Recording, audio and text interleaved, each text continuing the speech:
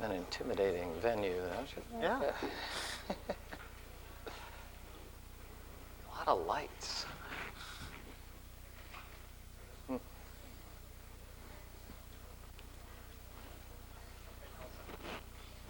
Okay. Well, good evening.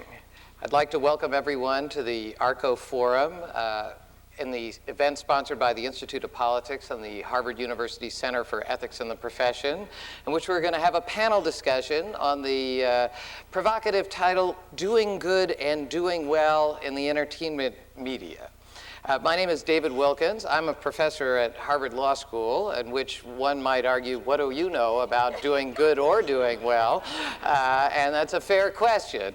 But I'm very fortunate that I'm joined here today by an excellent group of panelists who know a lot about the entertainment industry and have struggled with the question of doing good while all doing very well.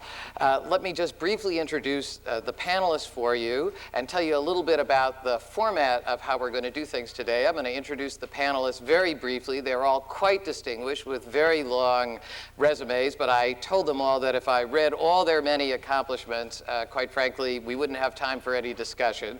So we're going to have very brief introductions. Then I'm going to ask the panelists some questions and hopefully get them engaged in a dialogue. But we really want to hear from you and what you have to say about this set of issues as at least consumers of the entertainment media, and particularly the one we're going to be talking about today, television, but there may be some budding screenwriters, actors, producers in the group as well. One of the things you'll hear as I introduce the panelists is that there are many ways, roads to Hollywood, and those of you who are students at the Kennedy School or the law school or the business school or the medical school, don't give up, because some of our panelists here started there and went on to glory. So let me begin immediately to my left, your right. Neil Baer, who is the executive producer and writer of Law and Order Special Victims Unit, formerly the executive producer of ER, and before that, a graduate of the Harvard Medical School. And I asked him whether he went to medical school intending to be a screenwriter, and he said no, he went to medical school fleeing from being a screenwriter, which he was before going to medical school, but he was somehow lured back, and perhaps that's something we might ask him about. To Neil's left is Susan Fales-Hill, who is the co-creator and executive producer of Links and A Different World. And Susan also told me that she's also working on a book right now, so she's both a producer and a writer in her own right. And she's also connected here with Harvard. She's a graduate of Harvard College in the class of 86? 84. Well, it's better than the other way around. Next to Susan is Larita Jones, who's the executive producer and director of Parenthood, which was on the air for 5 seasons, I think that's right. She's also done a number of other producing and directing and writing endeavors, and is currently writing a screenplay that we think, hopefully, will be made into a Showtime movie. And Larita, for diversity purposes, didn't go to Harvard and has no Harvard affiliation, but she went to NYU Law School. So for those of you who are my students or law students in the room, there is hope. And finally, we have Dean J. Weinstein, Associate Dean, and Frank Stanton, Director of the Center for Health Communication. Dean Winston, has done a number of projects in that center, including the initiative for against drunk driving to try to get positive messages about designated drivers and about role models and youth violence, and is about to engage in a project to try to limit smoking, depictions of smoking in movies and television.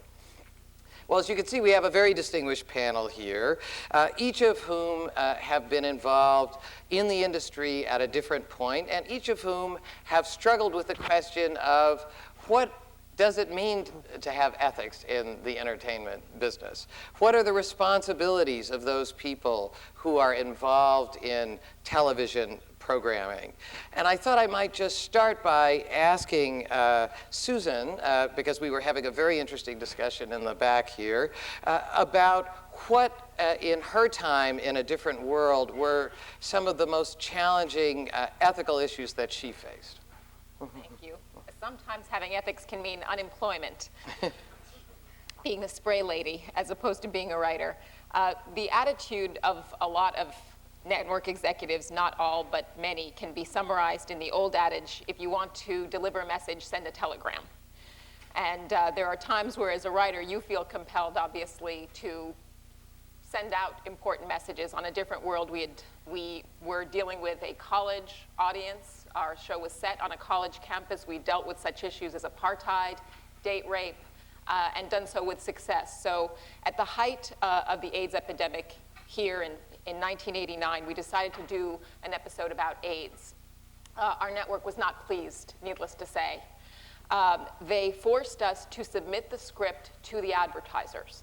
So this was an unprecedented situation. Imagine having your words read by the makers of Shakey's Pizza for their approval and perusal. And lo and behold, they came up with objections, not so much to the AIDS storyline, they claimed, but to the storyline we had created for our main character, who was a 21-year-old woman considering losing her virginity to her boyfriend of a year. And the episode was about coming of age during the plague years. And they felt that this was a wrong moral example to send, that this 21-year-old woman was considering having sex. We wanted to ask them how many 21-year-old virgins they actually knew, and if they could gather them in a room for us so we could actually see them. This, mind you, is 2 years after the network had asked us, just 2 years before, to take this same character and have her lose her virginity for May Sweets. We said, well, she's not dating anybody. Well, she'll meet some guy by the side of the road. So we have the old handyman ex machina, lose your virginity for May Sweeps device. So a mere 2 years later, this is unacceptable when we're doing it for a real pro-social purpose. What had changed? Well, the climate in the country was very conservative. We were in the midst of the scandal over the National Endowment for the Arts, the Mapplethorpe exhibit, the Serrano Piss Christ, and the advertisers felt that the country had put its panties back on and was conservative and didn't want to see this sort of thing. We went ahead. The network threatened to pull our license fee, which is not pay for the episode. Ultimately, the compromise was that we would air a disclaimer at the beginning asking parents to watch the episode with their children. It turned out to be our second highest rated episode ever. We received letters from Planned Parenthood chapters across the country saying that the very next day, hundreds of people had walked in wanting to be tested, asking for information. So that was a case where sticking to one's guns really was worth it. Neil, you have been associated with shows, particularly ER, which has, of course, been one of the most successful shows on television. Does that give you a certain immunity from the kinds of pressures that Susan is talking about from advertising? Or does the success of the show make it perhaps even more pressure on you? It does both. We were allowed to do pretty much anything we wanted. And I think that's because we also policed ourselves in the sense that we were going to do things that were honest and accurate. And there's been a real shift on shows that are both legal and medical over the last couple of years where a lot of the writers are lawyers or doctors because I think the audience demands authenticity. We were very astounded in '96. There was a piece in the New England Journal of Medicine criticizing us on how we portrayed cardiopulmonary resuscitation because elderly people they claimed ER and said that, wow, it's so successful, I am not going to want to sign a living will. I'm going to want them to do everything and zap me. And the truth is that it's not very successful for elderly people. It depends on what the situation is, but it's pretty unsuccessful. So that really gave us pause. I'm glad that came out early because it gave us pause to think about, one, people get their health information. They get a lot of the information about life from TV, and what's our responsibility? And we did a couple of studies recently that were published in the Journal of Health Affairs that showed that I think 12% of the audience talked to their doctor after they saw something on ER. 17% of the audience did not know what human papillomavirus was before watching an episode last year, and 47% knew it a week later when they were queried by Princeton Survey Research. So we really try very hard to be accurate because we see that we have a profound effect on at least what the public learns. How they behave is another issue that's very difficult to disentangle. So we do, in a sense, try to be accurate, but we don't pull any punches on ER or on SVU. The only time we were ever, quote, censored was, and it's an interesting story because it was about a young woman who was a teenager who came in pregnant, who had attempted suicide, and it turned out she was pregnant by her brother.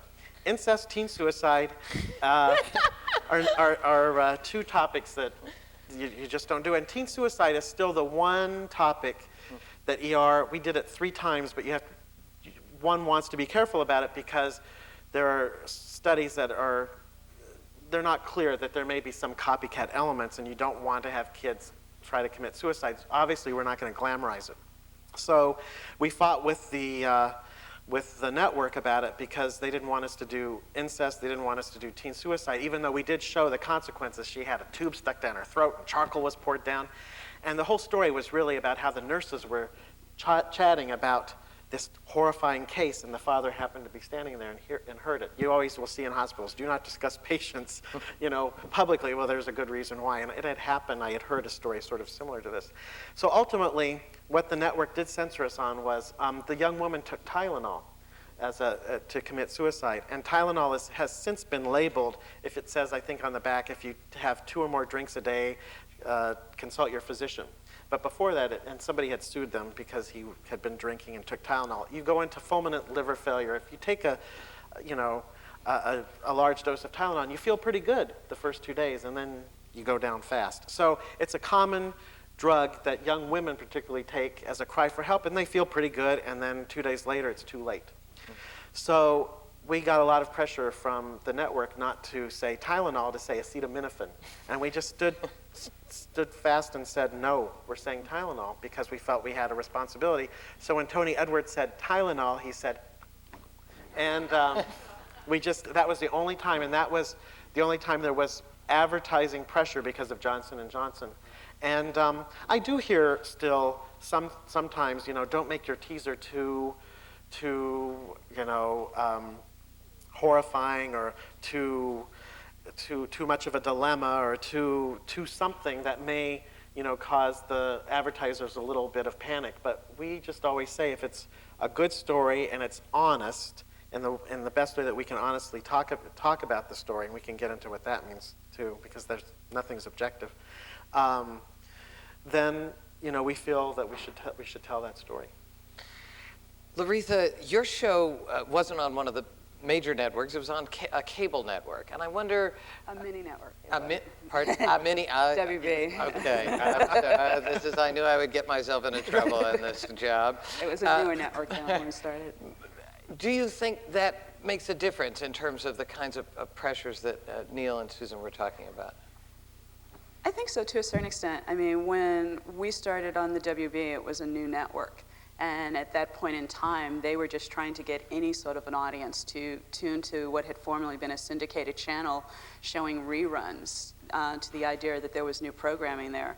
So we actually had a lot of leeway. And actually, because my show was sort of a family show that dealt with, a mom and a dad and 4 kids, our problems were a little bit different that we had in as much as it was a black middle-class family where their dad was a college professor and the mother was a law student who eventually became a lawyer. So our ethical issues and problems we would often deal with had to do with the fact that people at the network sometimes felt that we weren't realistic enough because our show didn't have enough edge to reflect what they felt was the true experience of the average African American in this country.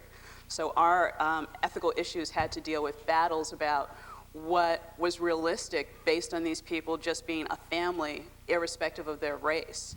And so a lot of what we did was, there's this book that someone wrote a few years ago that I just think is hysterical, because the process, as everyone here knows, is that we pitch an idea for a script, or we submit an idea to the network, and they'll say yes or no, or they'll give us notes on it. And often the notes are, that character wouldn't do that, or they wouldn't say that. And one of the funniest quotes I ever heard is, "A Martian wouldn't say that," which apparently was said years ago to the writers on My Favorite Martian. And it's like, well, how would you know what a Martian would say? You know, but executives at networks have very specific ideas. They sort of, you know, there's a documentary out right now called The Arbiters of Cool, where they sort of really feel that they know what, they have their finger on the pulse, which is kind of sad because for the most part they don't do anything but talk to each other. And a couple of years ago, I pitched a story that I had actually seen in the paper, and it moved me a lot. And it was about a young girl who had been an honors student, and you guys may have read it. She was in the Midwest, and she had been an honors student, and she was in a National Honor Society, and she got pregnant. And they wanted to kick her out of the Honor Society because she was pregnant, and they felt that that was not a good representation of a person in the National Honors Academy. So I pitched that story to the network that I wanted to do it as an episode, and they said, that's not realistic. So I brought in the newspaper article and said, well, it happened, and it happened last week to this girl, and we want to do the episode. So after sort of battling with them about it, we were able to do it. And we got a tremendous amount of response from that because it was essentially, you know, about stereotypes and role models and ideas and also gender standards. Here was a girl who had been a straight A student, had made it through a National Honor Society. She had made a mistake and gotten pregnant the year she was graduating. There were no repercussions to the young man, but she was being kicked out, and she had full scholarships to several really good schools. So it was interesting being on the other side. Well, Jay, speaking on being on the other side, in some way you're on the other side here. You're somebody who's tried to move the entertainment industry to take more account of some of the important social issues. And I wonder, it shouldn't be any surprise to anybody who's listened to us so far that we've picked 3 people from Hollywood who are very concerned about these issues, and that's in part why we focused on them. But I wonder what the reaction was when you started going to Hollywood to try to raise the sorts of issues that you have been so good at focusing on. Well, I think you're right to begin with a reference to the other side of the street, because part of our success has come from remembering to stay on the other side of the street, that we're not the creatives and we're not trying to tell them how to do their job, and we don't have the slightest idea how to do their job.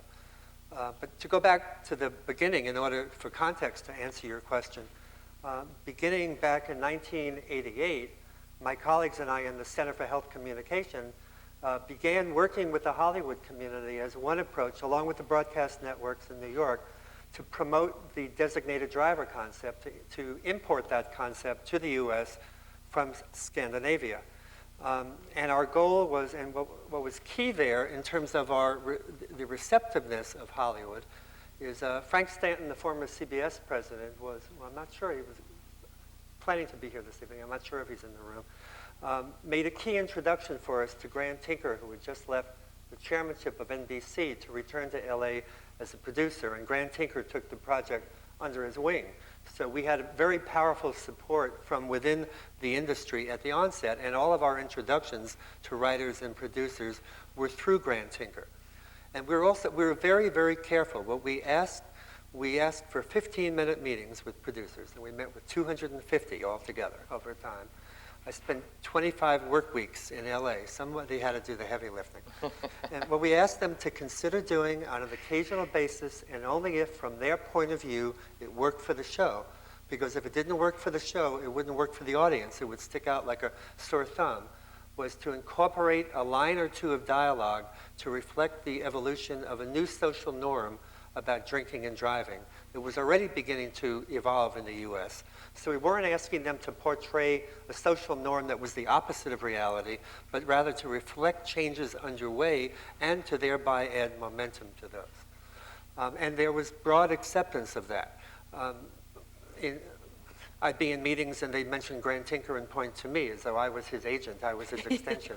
And he was a man of such enormous stature in the community that was enormously powerful. And indeed, all of the lobbying projects that have succeeded have had very strong support from within the industry itself. There are a couple of there was an ethical issue that arose in several different quarters to the effect of, is it an appropriate activity for the Harvard School of Public Health to attempt to mobilize all of Hollywood to convince all of America to adopt a particular behavior? And our response to that is it's an integral part of public health. And indeed, at this point in time, the mission formally, officially of the Harvard School of Public Health includes research, education, and communication. That you can't have impact in the public health field unless you reach out to the general public. But there was one guy at one of the major broadcast networks, a lawyer, who was an opponent of what we were doing. And he sought to stop us, actually. There was a sitcom, Mr. Belvedere, produced by 20th Century Fox Television. And this executive at one of the networks gave an instruction to his standards and practices people in LA to wipe out every single reference that gets written in to the designated driver concept. Now, Mr. Belvedere had written it in for this one episode, and he was trying to remove it.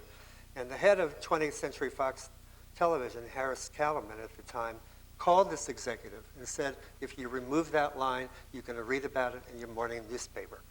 So the point is, it's not just the people on this panel from LA, but frankly, most people from Hollywood, almost all, frankly, who I've crossed paths with. And of course, I'm meeting the group that Grant Tinker connects to. I'm not meeting everybody. But they've all cared a lot about social causes, and they've looked for opportunities to be helpful, especially when we've asked instead of demanding. Is it going to be harder? I can't help but follow up with you on your new campaign where you're trying to get them not to add something, but to take something out, which is the depiction of smoking? Yeah, a little bit. And just, by the way, 160 primetime TV episodes depicted the use of designated drivers and used the term.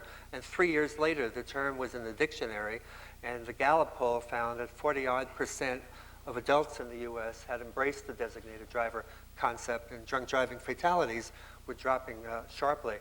But our new initiative, which my colleague Susan Moses, the deputy director of the center, who's here this evening, is heading up, is an effort to try to do something about the high level of depiction of tobacco smoking, especially in feature films that have a large teenage audience. About 2 years ago, the data showed that if you look at the top 50 grossing films, 88% of them depicted smoking. And of those, about 75%, at least one lead character smoked. And the argument that Susan is making as she moves from studio to studio in LA is it's not that Hollywood caused kids to smoke, but Hollywood is a very important barrier to change. That with all the money that's come available through the tobacco settlement that's financing large-scale anti-smoking public service campaigns, that there's no way that those campaigns can possibly compete with the power of a Leonardo DiCaprio on the big screen with his following amongst 13-year-old girls smoking in every single film that he does, in part because he's a chain smoker himself. And if you look on Sunset Strip, you'll see him always sitting outside the restaurant at an outdoor table because he can't stop smoking long enough to have a meal on the inside. So that we're being very, very careful because it's the first time we're asking them to stop do something. The way Susan has approached it is Barry Diller, who's on the Center's advisory board, convened for us at the Beverly Hills Hotel over breakfast, and good man, he picked up the tab as well. The heads of the feature film divisions. He can afford it. Right. The heads of the feature film divisions of all the major studios, Sherry Lansing at Paramount and her counterparts elsewhere. And the argument that Diller made to his colleagues is, look, we don't have personal friends in the tobacco industry. We're not in business with that industry. Nobody ever came to see our films in order to see their favorite actor smoke. This is something we can do something about. And the telltale signs so far, though it's going to take some time to see it evolve, is that the responsiveness is considerable, and I think it's going to be positive. Yeah. Susan, I just wanted to piggyback on that and bring it back to the power of TV. When I was working on The Cosby Show, C. Everett Koop, who was then the Surgeon General, called Mr. Cosby personally to beg him to say something about AIDS because we had made one mention in one line about smoking, and it had done more, he felt, than he'd been able to do in his 6-year tenure as Surgeon General to prevent smoking. So It's an important effort. Oftentimes, however, when we talk about the power of television and the media, we're actually talking not about its power to send positive messages, but the negative messages that it sends. And in particular, the use of stereotypes, the use of excessive, many people argue, amounts of sex and violence on television, all of which sell programming, right? I mean, and all of which many people have defended on the grounds of creative freedom, of the fact that we're in the entertainment business, not in the education business. And I wonder, Neil, in your show, I would imagine these sorts of issues come up all the time, and I wondered if you'd speak to that a little bit. Well, I'm not as sanguine about the writers in TV. I think many of them, many of those I've worked with, talk about, as you just said, they're there to entertain and not, quote, educate. And I think that that poses a dichotomy that sets things up in a very negative way. I always think about telling good stories. So I say I don't educate and I don't entertain. I just try to tell good stories, which will do both. Because I think when you start getting into this dichotomy of, is it entertainment? Well, if it's entertainment, then it can't educate. And if it's education, then it's going to be something that will be dry, gets you into a place that is a no-win situation.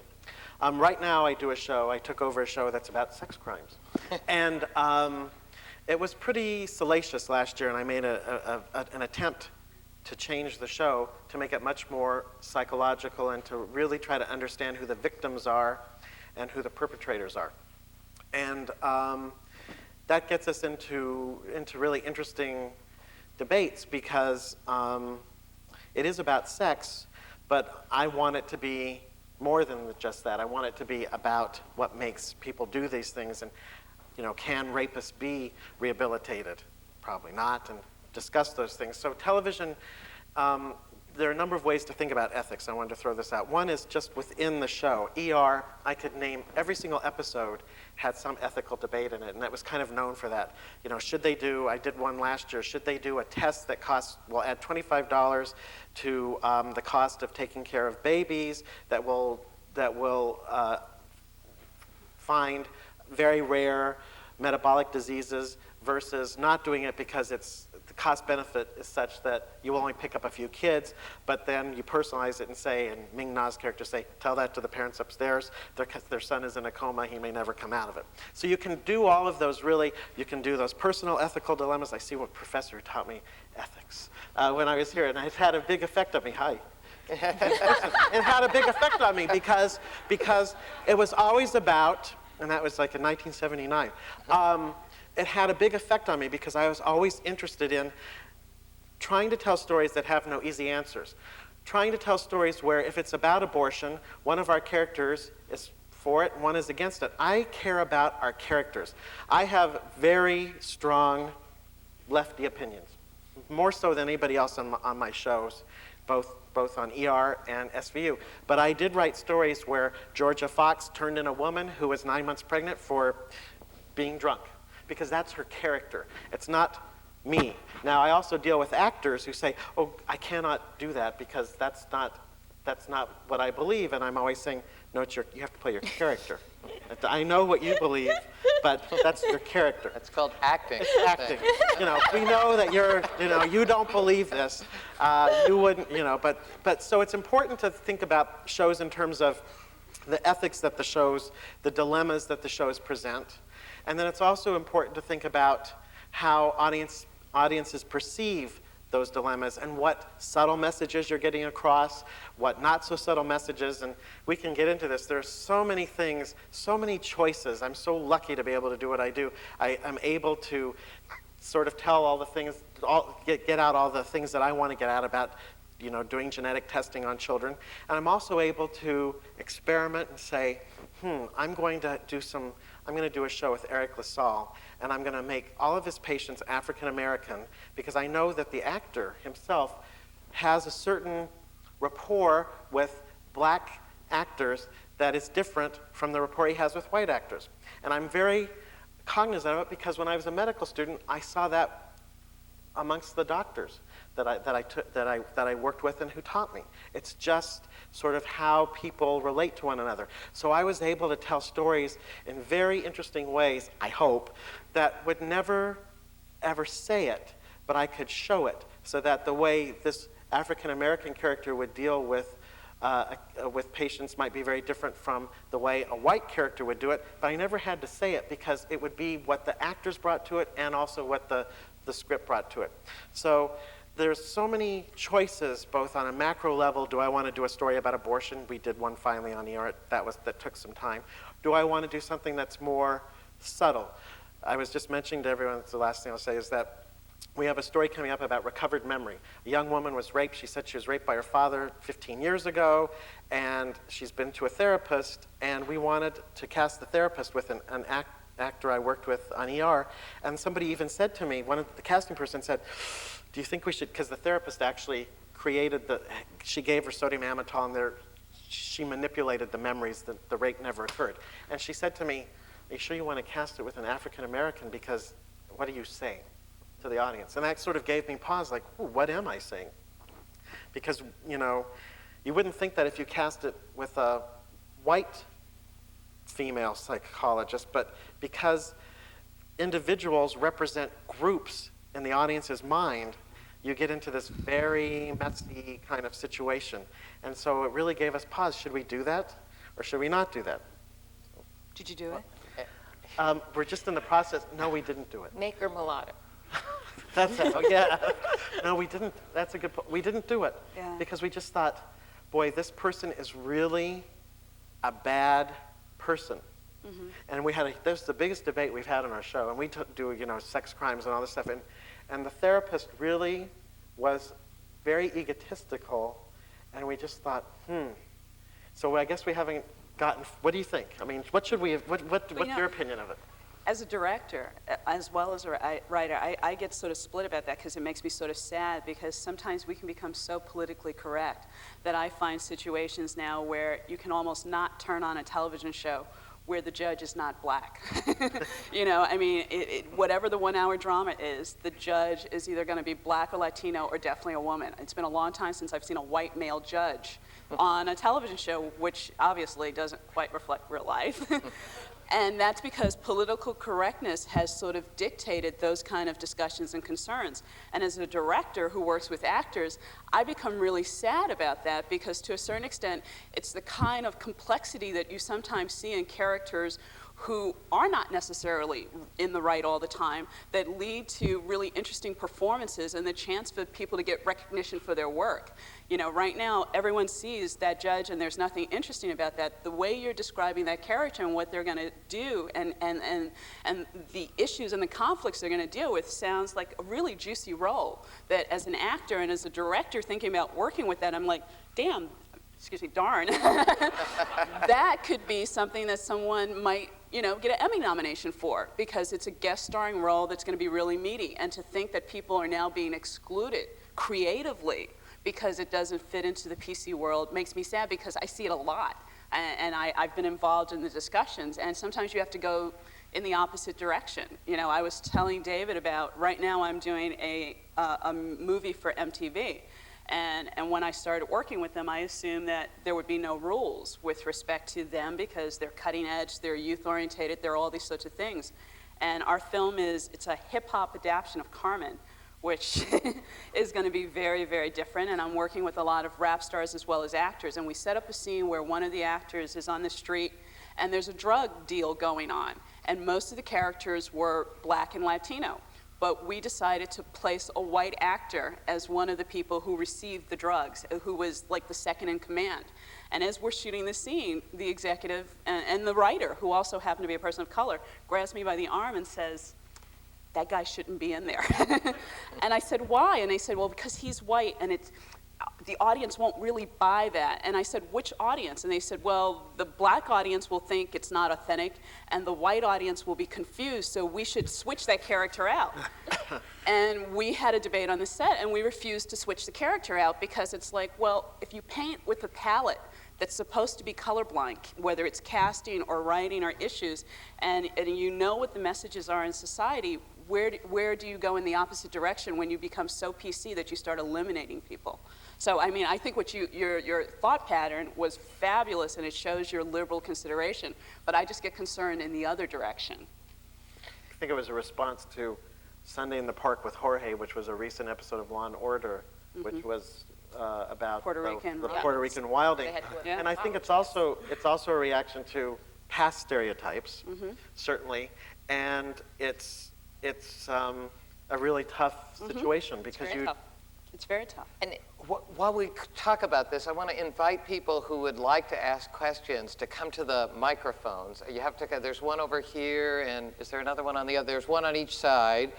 So I don't want to cut this discussion off, but I also want to invite all of you into the discussion. So please, Susan, go ahead. But the minority audience is justifiably sensitive because they have been underrepresented. And I agree with you, we can fall too far into political correctness. However, every image that goes out there is a cultural ambassador. And as a journalist once wrote in Time, the audience does not have that adjustment mechanism in their mind to know this doesn't represent all black psychologists. So it's a very tough dilemma. Although I agree with you, it was a fascinating, fully human character, and I too am tired of seeing the parade of black female judges, sages from on high with no sexuality or dimension.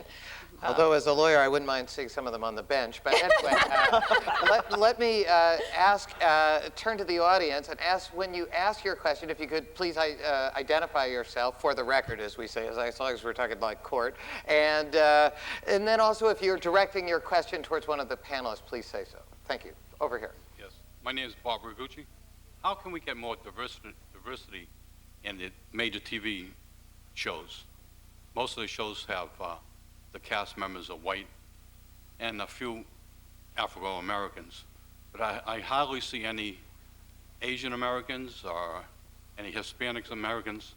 So how can we get any diversity into the TV programs? That's, Good question. Anybody want to, Susan, you want to take a well, crack there at was that? a big scandal, was it last year, I guess? The new season opened up, and lo and behold, it was like the front of a bus in Mississippi in 1952. It was all white, and there were no people of any color. There were a couple of Asian women mixed in. It's a real problem, and one that is getting worse at the moment rather than better. There was a recent article in the New York Times that said that economically, black shows aren't making it, so the networks are moving away from those. I do think that voicing concerns helps. I think people should write in, viewers like yourself, the public.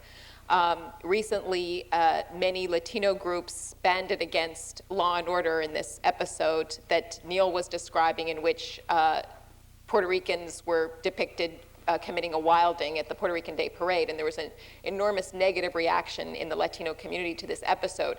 That's the kind of action that I think actually harms the cause of diversity on TV, because as Neil said, his sensitivity about casting this black psychologist came in part from seeing the negative reaction to a negative depiction of Latinos. So it really made him think, oh my God, this is such explosive material every time I show a minority. So I think when minority groups protest, they need to be very careful about picking their battles and really looking for a result rather than just a meaningless, empty apology from a network head. And correct me if I'm wrong, that this question is not just an issue of people in front of the camera, but it's also perhaps even more That's one of the root causes. shocking behind the camera. That is And in in the terms of networks. writers, directors, producers, And in the network executives. They can't even give you a percentage because the numbers are so low. So this panel is not representative No, of what we're Hollywood completely look like unrepresented. behind the scenes. If I could go to the left side here, please. Hi, my name is Lisa Brightman, and I'm a totally blind woman. And my question is somewhat similar. Instead of the Asians and other cultures, I was wondering about people with disabilities, when you might see more people with disabilities in the entertainment field. In fact, I've been trying so long to break into the entertainment field with no success that I created my own television series, and I want to created on a national level. So I was just so tired of waiting for the entertainment industry in Hollywood that I took it into my own hands to create my own series. And I'd like to know if anybody has any comments for me. Neil? Well, we did on ER a couple years ago, we did a whole, for several years, the little boy who plays Eric LaSalle's son is deaf. And he had a deaf son, and the actor is deaf. And we decided we wanted a little boy who was deaf. And then we did a number of episodes where there were various doctors who were deaf. Actually, there are, I think, 30 doctors in the United States who are deaf, and we consulted with them. But it raises a very interesting issue, which is, we had all these deaf actors on the show, and I think it's what you were just referring to, which is, but why don't they just play regular parts? Why is it just when you have to have the deaf parents on, who are fighting Eric LaSalle's character? Why is it that you can't just have a deaf actor? Why can't you have a blind actor? Why not have a person in a wheelchair? When we cast Laura Innes, she uses a cane on ER, and we never said, we said exactly what her disability was, but she has a disability. And people ask us, well, why didn't we cast someone who really had that disability? And it gets into a very, mind-laden field, because, the casting person would probably say there wasn't anybody who had that kind of experience.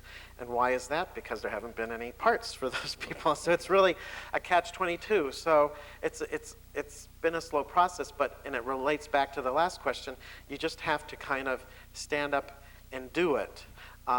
You have to put people in parts to be people, and that's a challenge for writers, and that's a challenge for people in everyday life. But you raise such a crucial and important point for us, because we should cast people who are blind, deaf, wheelchair-bound, have cerebral palsy, not only for those roles, which I think Hollywood is actually doing better now. I think they really are. You're not going to see too many people playing deaf parts who aren't deaf. But we're not going to see them, and we have seen Marlee Matlin play an attorney, but she's really probably the only one so far. So we've made just a little bit we've had a little success, but you raised such an important point, and now that I've heard that again from you, then tomorrow will say to our casting person, why are we doing this? And that's what you just have to do. I mean, you have to remind us, unfortunately, still, but I applaud you for doing that. Over here, yes. Stephen Helfer, staff member at the law school. Recently, the United States Post Office airbrushed the cigarette out of two photographs. One was Jackson Pollock, the other was Robert Johnson. Especially now with all the money that is being made to public health schools and public health officials to advance their campaigns, I wondered if any of you would speak on the dangers of too much intrusion in the guise of public health in the entertainment industry. Jay? Actually, I think the question is directed more directly to the people in the industry, so I'll respond after they do. Okay, fair enough. Does anybody? Larita? I think it's really interesting because, to a certain extent, Hollywood has often and traditionally been aligned with very liberal politics. So consequently, as the political climate in the country has changed, it's had a very big impact with respect to what you see creative people doing and what the product looks like. To a certain extent, we can all talk really highly about our own moral and social agendas and the sorts of things that we would like to accomplish and do, but I think for the most part, you'll find that Hollywood is extremely reactive as opposed to proactive.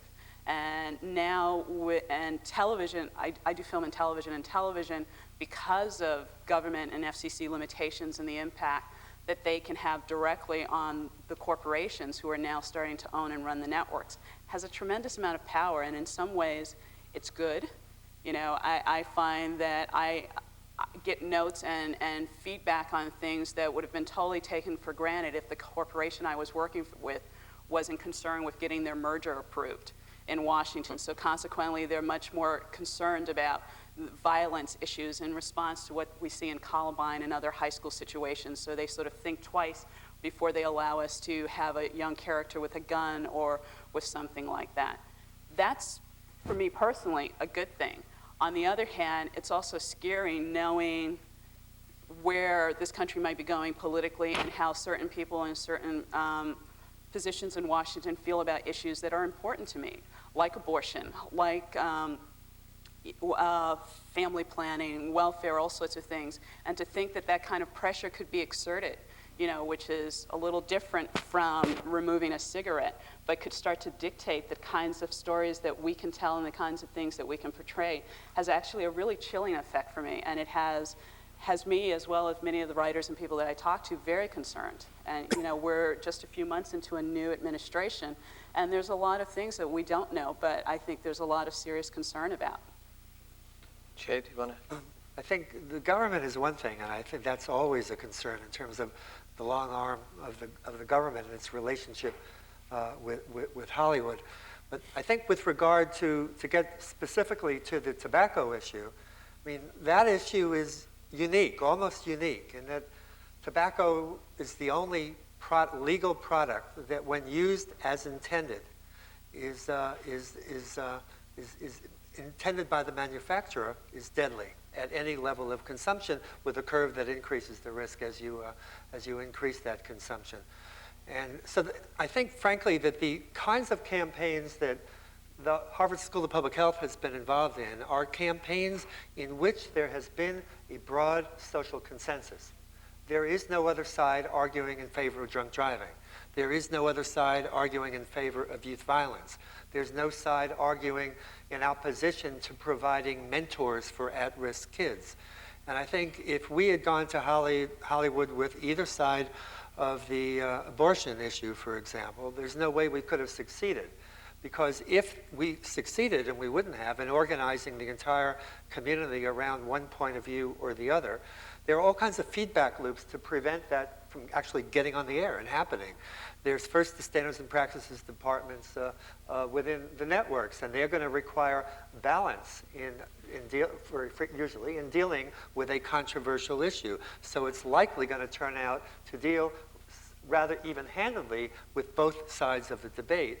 And if the standards and practices departments were to drop the ball, then you're going to end up seeing actions on the part of the side of the issue that's not represented in that dialogue, and there are going to be petitions and consumer boycotts aimed at advertisers, and the advertisers feedback to the networks. So I don't think there's a grave danger of this. People were concerned when we got started about the slippery slope, and my response was, are we taking America 1 centimeter down the slippery slope or 1 mile?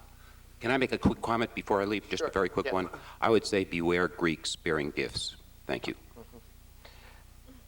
Yes, over here on my left. Yes, thank you. Okay, I'm a student at School of Public Health, and I would like to know if the producers in this panel have addressed the issue of gun violence in schools in your shows, and I also would like to know if there some kind of self-censorship operating when you are trying to brainstorm for ideas for your show. What do you mean by self-censorship? Well, maybe censorship is not a good word, but certain concerns, like I think one of the producers just mentioned that you worried about, I think you talked about violence. Yeah. Do you worry about the contagion effect, that if you do a show on gun violence, there'll be people, teenagers imitating, or it's going to make people think more about, copycat, about doing, thinking about gun shooting in schools? Mm-hmm. When you're doing programming that addresses youth, and I think especially when you're dealing with programming that deals with people of color, you're very, very aware of the impact that you're having.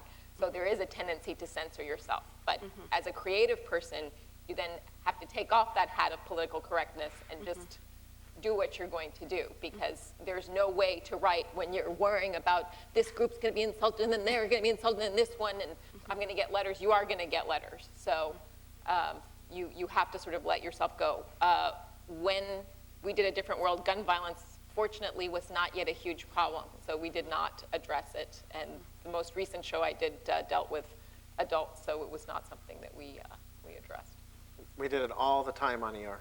Just, you know, I mean, I'm also a pediatrician, so I hate guns. So I did have a forum for my dislike of guns, because I've seen what, you know, they do to kids. They murder them. So we never sort of held back to show what happens, and it's what you see. I mean, what we did on ER is what you see in real life. So it didn't glamorize guns. I mean, people liked their guns, but guns did bad things, because guns do bad things. And if the gun lobby didn't like it, that's too bad, because it was, in that sense, my show, which is the nice thing about writing a show. I mean, let's be honest here. Charlton Heston will never guest star, though. You've lost him. Never. But especially writing a show that's #1, because you get all kinds of additional latitude then. Right, and so, you know, we got letters from gun lobby, but from the perspective of being a doctor, our characters are doctors. They treat people who've been shot and murdered, and so I think it's an accurate depiction of life in an ER. And if someone can tell me how we depicted it inaccurately, I welcome that. Thank you. Yes, please. My name is Monique Bell, and I'm at the college. And I was actually going to ask you a question more along the lines of ethnic diversity. I was wondering if you thought that, seeing as how we're trying to include more ethnic diversity, I'm particularly speaking of black programming, that you see that you're finding more black programs and white programs, and there aren't very many racially mixed programming. Are you finding that to be more prevalent, and is there any way to remedy that? I mean, I know that you were talking about placing a white character within that situation, but are you finding that Hollywood in general is taking that stance? Yeah, I mean, one of the wonderful things about the shows that Neil has done, which I really love, and you know, I've worked in film, but most of the television I've done has been half-hour comedy, but I actually prefer to watch drama. And in the dramatic world especially, and especially between, you know, ER and Law and Order, you see integrated cast, much more than you see on any half-hour sitcom.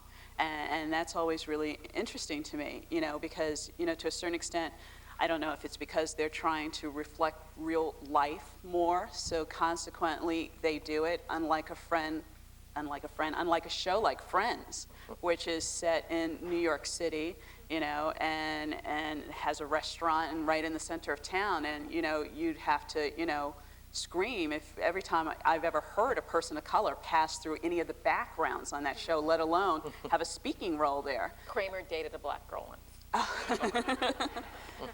Not Friends. No. Yeah, so, and it's a huge thing. And, you know, it's one of the things that we were talking about earlier is, why is it that, you know, people believe that, you know, stupid, back to Martians wouldn't say that white people won't watch black shows and black people don't watch white shows, and yet ER is, you know, the #1 show, and it has a black male as one of its principal lead characters and a very diverse supporting cast across the board. So It's a crossover show too, amongst black and white audiences. yeah, It's the highest crossover. yeah. Which is very rare these days. There was a shift that happened somewhere in the mid-'80s when all of a sudden shows became ghettoized. Right. And you had these shows that were aimed at quote-unquote the urban audience. And they actually get a crossover youth audience. White kids watch those too, but white adults do not, and black adults do to a certain extent. But suddenly this big sort of fork in the road happened. It does not seem to be getting much better, much faster. There is a lot of hope, though, in the dramas. We've seen some extraordinary things. I mean, Ally McBeal, the lead character dating a black man, is pretty revolutionary. So it's a little bit of a best of times, worst of times scenario. But is there something fundamentally different about doing a drama than doing a comedy? I mean, that is, if you were talking about stereotypes, I mean, one might think the definition of comedy is stereotype. Well, the definition of bad comedy is stereotype. Eye rolling and, oh, that's my mama. That'll get you a laugh, sure, you know. But I think that there is as much room for complexity in comedy, and the shorthand, of course, if somebody comes in talking like the Frito Bandito, man, he's funny, you know, whenever a Latino actor would come in, they would come in saying, hello, how do you do? And then they'd go to read the scene, hey, mami, ah! And you're saying, we don't want this, you know, relax, this is, and a lot of lazy writers go to accents to get laughs. You know, it saves you 2 hours of coming up with a blow-off, because she's gonna go, ay, mami. So I think there is room for complexity, and the essence shouldn't really be that different. It is, in reality, in what we see. So. Yes, over here. Hi, my name is Marcel Anderson. I'm a sophomore at the college. My question is regarding your career paths. I'm from West LA, and I know that there are many waiters and so forth who need to be where you are, and I actually aspire for that same position, but... Waiter or? Not, no. Oh, I'm just checking what your parents would think about the position. But basically, most of you seem to have gone to law school or medical school and lawyers and what have you beforehand. Do you recommend that? Do you feel like that prepared you to be in the position you're in? Basically, how did you make the transition?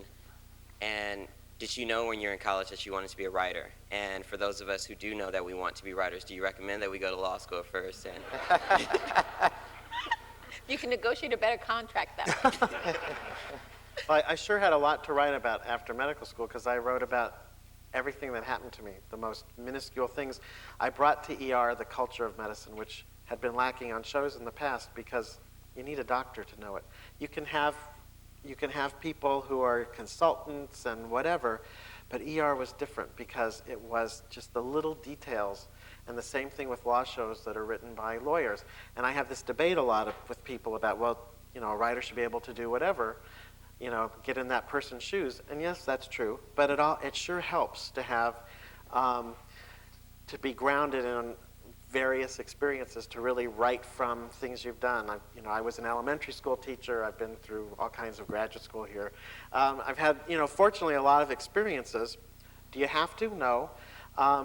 But it certainly has given me endless things to write up. And I think maybe because I'm, as a writer, still involved, I still see kids as a doctor, and I see their families, and so I am always sort of hearing things and seeing things that I probably wouldn't if I weren't doing that. And so it helps me a lot. I do it because I like it, but I have to be honest, I also do it because it does really kind of wash over me and give me new things to think about and talk about. So for me, that's been sort of an ideal way to go, to have something besides a degree, or to concentrate in visual environmental studies here.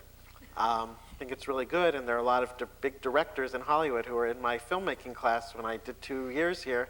There are lots of routes, but I sort of encourage you to do other stuff too, because it sure gives you a lot to write about. Yes. Hi, my name's Allison Levy. I have a question along the lines of how television industry portrays drug addicts. With the exception, I think, of ER and Dr. Carter's character, typically you see a character develop a drug addiction, and a week later he's perfectly fine, and it tends to present this image, especially to younger high school kids. I can think of 90210. Several of their characters would develop a heroin addiction, go to rehab, and a week later, be back in college and everything be fine. And I'm curious if that's because there's pressure from advertisers, or why that line hasn't been crossed more to actually show a realistic character dealing with a drug addiction. I mean, a lot of times characters develop them, it just never goes anywhere. Well, when you're dealing with a show like Beverly Hills 90210, they're trying not to be depressing and have everyone have a great hairdo. So, they want to deal with problems but move on quickly so everyone can look nice. That's the truth. That's what they're selling is great-looking people. That's why shows like Law and Order and ER are so gripping, because they're not afraid to show the reality. Murphy Brown originally was an alcoholic, and they found they had to get away from it because it really did undermine the comedy, and it was not an easy topic to bring up. So it's just a tough call. It depends on the format. The hard-hitting dramas will do it, but some others just simply are not going to show how difficult and how painful that reality is. It's just not going to happen any more that we're going to see a flood of 50-year-old women with wrinkles on television. It's not going to happen. So Would it be better if they didn't deal with those issues at all? I disagree with that, because I do think that even Beverly Hills 90210 has had a positive impact in terms of certain issues. Yeah, I mean, it goes back to entertainment versus educate. You know, they would like us to entertain, yet at the same time, there's a project at MTV actually that I was presented with a bunch of different films to consider to do next, and it struck me as really interesting because it was about heroin drug use in suburban middle America among teens, which is apparently a really rising issue. It didn't fit the MTV skewer, so a lot of producers had said no. What would be the interesting, fun thing about that? And I saw a lot of things that could be really interesting in that, and I was really sort of shocked that they were willing to sort of explore that topic, because it's really unusual. Films that have dealt with it, whether it's something like Train Spotting or movies that have like really focused on the really depressing and down and dirty side of drug abuse, have not necessarily been widely embraced and done commercially well. And unfortunately, once again, as much as we have our own personal social issues and things, agendas that we're trying to push, the reason these shows are on the air is to sell soap or hair products or whatever it is they're selling. They're selling a product, and we're lucky enough to have our shows placed in between the time frames that those products are being sold. And from a network perspective, that is really what they care about. As long as our product does not interfere too much with what it is that they're trying to sell and get consumers to go out and buy, you've got leeway. But if it's in any way going to sort of deteriorate and make someone say, ooh, I can't stand seeing that, and they turn off before they get to that commercial, that's where the issues arise that make it really difficult to deal with certain topics. They really, I mean, it would be a lie to say they really care. You know, whether or not we, you know, the ethical dilemma that Neil struggles with, or some of the things that, you know, we care about, they couldn't give a shit. That's not what it's about. It's, can you come up with a story or a product that will hold an audience's interest for the 7 minutes that it takes to get from the beginning of your storyline to the next commercial? And that is what it's really about on television. But can't you do good and do well simultaneously? I mean, look at what ER has been doing with Dr. Carter's character and his drug problem. Mm-hmm. And we didn't follow him through a 28-day treatment program. We kind of left him off at the door and then picked him up on the way out. It's not as though there were 4 weeks spent there. But and John Wells is a very powerful producer in Hollywood, and ER is the number one show. And there are not 10 other shows on NBC or any other network that is allowed, that can deal with that. I mean, I think we can. I think we all want to, and we aim for it. But I think you have to, if you go into this industry or you go into this storytelling process and all the nice stuff that we're talking about without really acknowledging the economic realities that are sort of underlining and driving everything that's going on, you're going to be greatly disappointed, and you're going to be, you know, sort of misled, and you're not going to be really effective. If you understand that what the agenda is and what the networks want to accomplish and how in that context we can accomplish the good we want to do, you can get somewhere. But if you go in and sort of pitch that I want to do 5 different versions of Dr. Carter's programming or these other issues. And as well established as they are, it's several seasons in that you've done this storyline. It wasn't the kickoff season. Right. So I mean, I did a pilot for the WB called Outreach, which was based on a clinic which had teenagers actually working, which is true in the Valley in LA, with 3 doctors, Ming Na, Rob Estes, and Keith Carradine.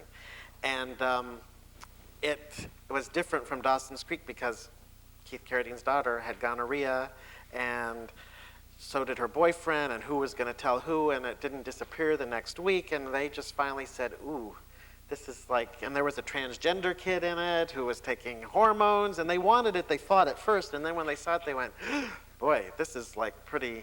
Now, on ER, I could do that very easily. I could do all those stories, but the choice was, let me take 4 really interesting teenagers and these 3 adults and put them in this situation where the 2 adults are fighting over what the clinic should be doing, and parents are upset, and the WB was like, we're not ready. We thought we were going to do that. We thought you were, oh no, we thought it was going to be more like Marcus Welby.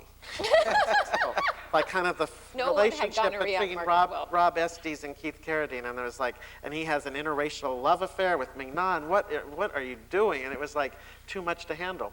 And the show tested, because I was there for the testing, the show tested better than Jack and Jill and Popular that came on that year. But I know why it didn't get on, and it was because it was too realistic for what that network is doing.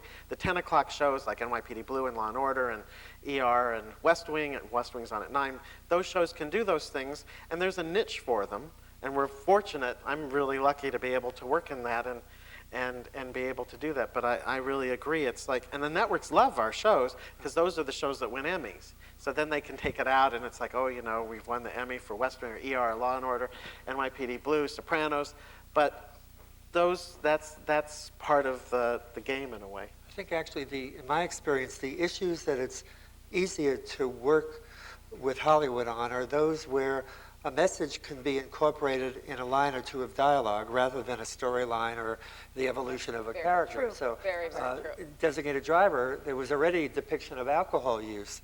So it was a very easy step to drop in a reference to driving in connection with that. Likewise, the environmental campaign in LA had a big impact on the recycling issue because you can have humor with that. That's easy to play with. But talk about Squash It. That wasn't so easy to put in. That was another one of yours. I mean, I'm all against violence, but tell them about Squash It. That's a different issue. Right. Squash It was a walkaway message. Squash It was a phrase that was already being used by inner city kids, inner city African American kids in particular, to signal a decision to walk away. It ain't worth it, let's squash it. So we said to ourselves, can we create a campaign that builds on that pre-existing component of inner city street culture to help it become a more dominant part of street culture than it had been. So Neil, we were very, very careful about Squash It. We asked you to put the poster on your set, and you did, but that was narrowcasting. That was narrowcasting to TV executives who watch ER, whose support we wanted for the Squash It campaign. That was a very special purpose. But we were very careful, since the phrase came from inner city street culture, that a friend, Don Rio, who was producing Blossom at the time, I remember we said, Don, please don't write in Squash It. If white suburban Blossom does Squash It, we've lost our inner city audience, and no one will ever use the phrase again. And then we also had to be careful because my colleague, again, Susan Moses, invented a hand signal, a nonverbal cue, a modification of the timeout T from sports to serve to go along with Squash It to provide shorthand. And there too, God forbid, inner city America learns that Harvard has invented a hand signal. But so how do you that they're using, right? But the answer is, number one, you get to Russell Simmons, and he convened at the Bowery Bar in New York the CEOs of the 7 leading rap record labels, plus Jesse Jackson. And I remember the page 6 gossip column of the New York Post picked it up. So I figured I better tell my then Dean Harvey Feinberg before he hears about it secondhand. So I said, Harvey, I was at the Bowery Bar with these CEOs from rap, and he looked at me and I said, Harvey, it's public health. And he got used to it eventually. But through the CEOs, we got to Coolio and Method Man, a gangster rapper, and Vinny from Naughty by Nature, and KRS-One. And the big challenge was, frankly, Method Man, who some label a gangster rapper, but if you talk to kids, they'll say, no, you don't understand what he's trying to say. He's not a gangster rapper. But MTV produced a set of PSAs for us at their own expense.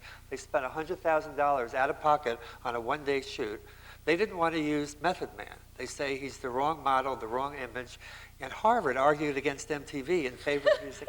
And the argument that I used was that it took a hardliner like Nixon to go to China, and it takes a Method Man to say, you've got a choice, you can walk away.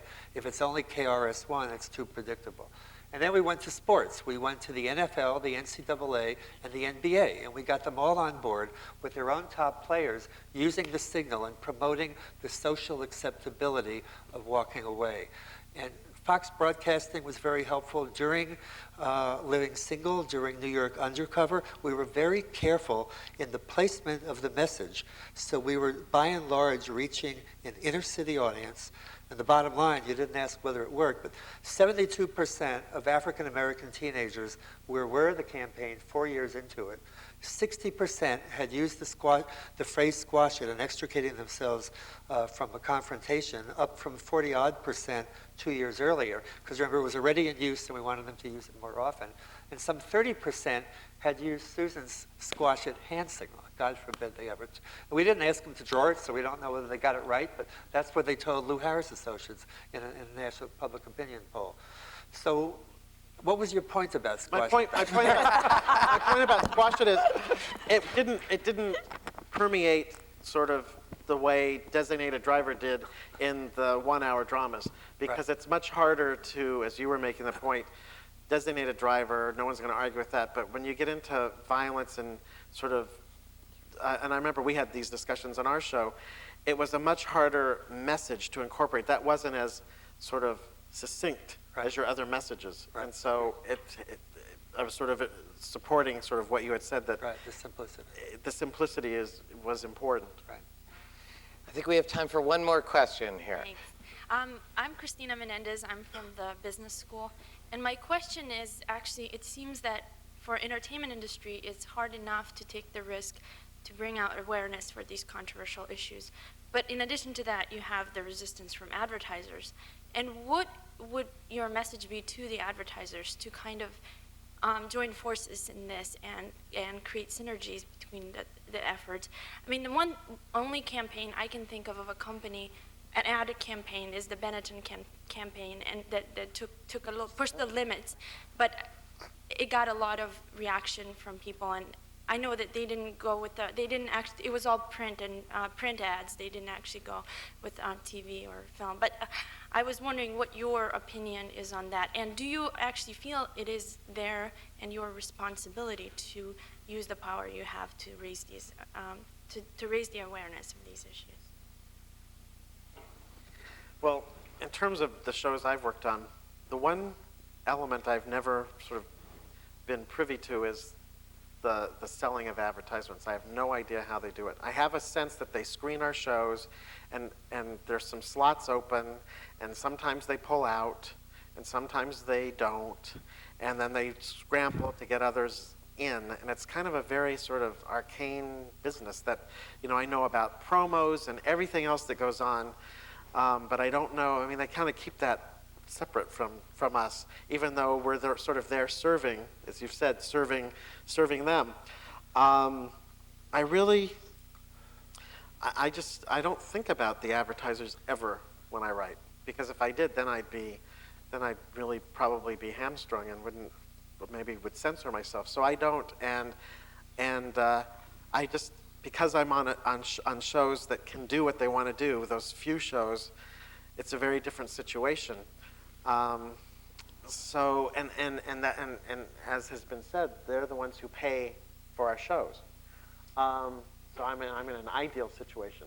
But I think that the best thing that we can do as writers is portray, keep thinking, keep hearing about what's not right about what we're doing, and try to do it and fight with the network. We do fight with the network over, I've had a lot of fights over the years on lots of issues, and I've always sort of won out because our shows are popular. But there's the Ad Council, and they do lots of different campaigns on, they work with MTV and they work with different foundations, but they're kind of like, they're diametrically opposed in a way. Well, there's also, though, a new movement among advertisers called the Family Forum, with a lot of solid American names that have historic significance, Johnson & Johnson, and they're looking for more family-friendly programming. And so they're getting involved in the old role of advertisers as producers. They are actually funding scripts. There's a pro and con to this. I do think there is usefulness in having a dialogue. I remember once being able to have a very productive exchange with a Johnson & Johnson executive, and I think they had pulled out of our AIDS episode on A Different World. And I was able to actually show him letters of what a positive effect this had been. So it humanized the whole process. Suddenly he wasn't a faceless adversary, and he could see that, in fact, this was not necessarily something to be so afraid of. So I think that dialogue between the creative community and the advertisers would not necessarily be a bad thing. In terms of responsibility, I really do think it's up to each individual's personal conscience. But it is an enormously powerful medium. They wouldn't use it to sell soap if it weren't. And that is something that I think people have to bear in mind. And then if they choose to show people shooting each other, then that's up to them. But I do think it's something that they have to be aware of. And I think the networks and the network executives need to be held to a very high level of accountability, because these are the public airwaves, even if they're privately owned companies. So. Well, I'm not sure what a dialogue with advertisers would do, but I'm quite positive of what a dialogue among this talented group of people with us has done, which has informed us tremendously about this set of issues. Please join me in thanking our panelists. And thank you very much. Thank you very much. Thank you. Went nicely. Whoop. Oh, well, I'll shake your hand later. So right, I found that one.